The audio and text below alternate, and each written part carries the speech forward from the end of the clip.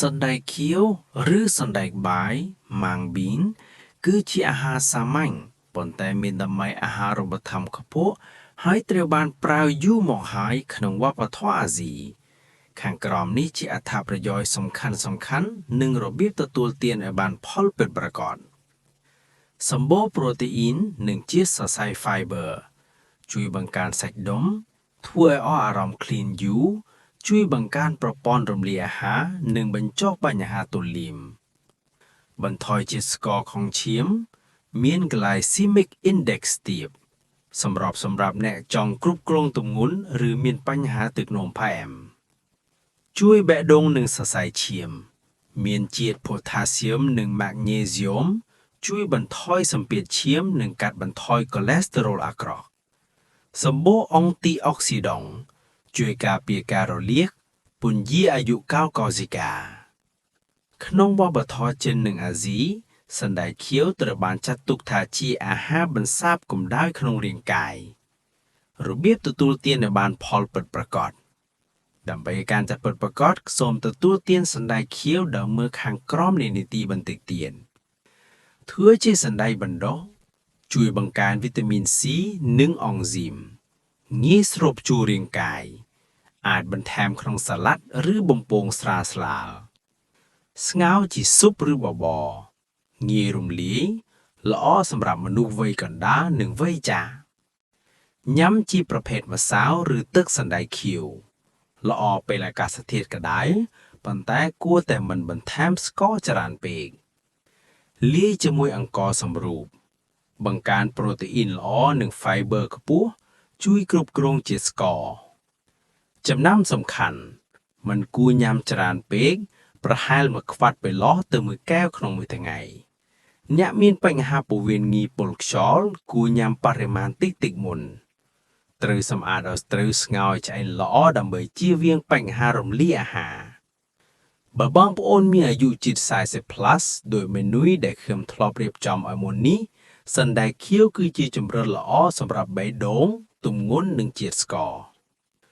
តែញ៉ាំបែបណាទើបបានផលល្អពិតប្រាកដល្អបំផុតសណ្តែកបណ្ដុះបង្កើនវីតាមីននិងងាយស្រូប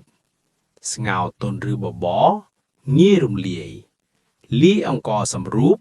ប្រូតេអ៊ីនល្អនិង Fiber ខ្ពស់គួរប្រុងប្រយ័ត្នកុំបន្ថែមស្ករច្រើនពេកពិសេសទឹកសណ្តែកផ្អែមកុំញ៉ាំលើសប្រហែល1ខ្វាត់ពីឡោះទៅ1កែវក្នុងមួយថ្ងៃត្រូវស្ងោរឲ្យឆ្អិនល្អមេនុយ3ថ្ងៃសម្រាប់វ័យ40 plus ថ្ងៃទី1ផ្ដោតលើបេះដូងពេលព្រឹកបបរសណ្តែកខៀវបូកអង្ករសម្រូបស៊ុបឆាន់1គ្រាប់ផ្លែប៉ោម1ផ្លែផ្ដល់ Fiber បូកប្រូតេអ៊ីនបូកថាមពលយឺតៗពេលថ្ងៃត្រង់ត្រីហាំងសណ្តែកបន្លប់បំពងស្រាលៗប្រើប្រេងតិចៗ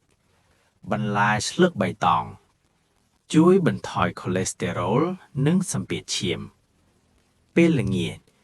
ស៊ុបសណ្តែកខៀវជាមួយបន្លែសាច់មាន់ស្ងោរតិចៗងាយរំលាយមិនធ្ងន់ពោះមុនគេងថ្ងៃទី2គ្រប់គ្រងជាតិស្ករពេលព្រឹកទឹកសណ្តែកខៀវមិនដាក់ស្ករនំប៉័ងស្រូវប៉ិនក្រប1ដុំផ្លែប៉េងប៉ោះពេលថ្ងៃត្រង់អង្ករសម្រូបសាច់គោឆាបន្លែសណ្តែកខៀវស្ងោរលាយសាឡាត់បន្ថែមក្រូចឆ្មាបន្តិចទៀតវីតាមីន C ជួយស្រូបជាតិដែកពេលល្ងាចសាឡាត់សណ្តែកបណ្ដុះជាមួយត្រីធូណាផ្លែស្វាយបៃតងតិចៗឯថ្ងៃទី3បង្កើនថាមពលនិងសាច់ដុំពេលព្រឹកបបរសណ្តែកខៀវលាយគ្រាប់ធញ្ញជាតិចេក1ផ្លែពេលថ្ងៃត្រង់ត្រីស្ងោរជ្រក់បន្លែសណ្តែកខៀវបំពងជាមួយខ្ទឹមសអង្ករសម្រូបពេលល្ងាចស៊ុបសណ្តែកខៀវបូកតាហ៊ូបន្លែស្ងោរគន្លឹះសំខាន់សម្រាប់វ័យ40 plus បរិមាណសណ្តែកបាយប្រហែល1/2ដល់1កែវក្នុងមួយថ្ងៃគ្រប់គ្រាន់ ជៀសវាងបន្ថែមស្ករពិសេសទឹកសណ្តែកបន្ថែមវីតាមីន C ដើម្បីជួយស្រូបជាដែកផឹកទឹកគ្រប់គ្រាន់ 1.5 លីត្រដល់ 2 លីត្រក្នុងមួយថ្ងៃសេចក្តីសន្និដ្ឋានសណ្តែកបាយពិតជាអាហារសុខភាពល្អពិសេសសម្រាប់បេះដូងកាយគ្រប់គ្រងទម្ងន់ជាតិស្ករថាមពលរាងកាយ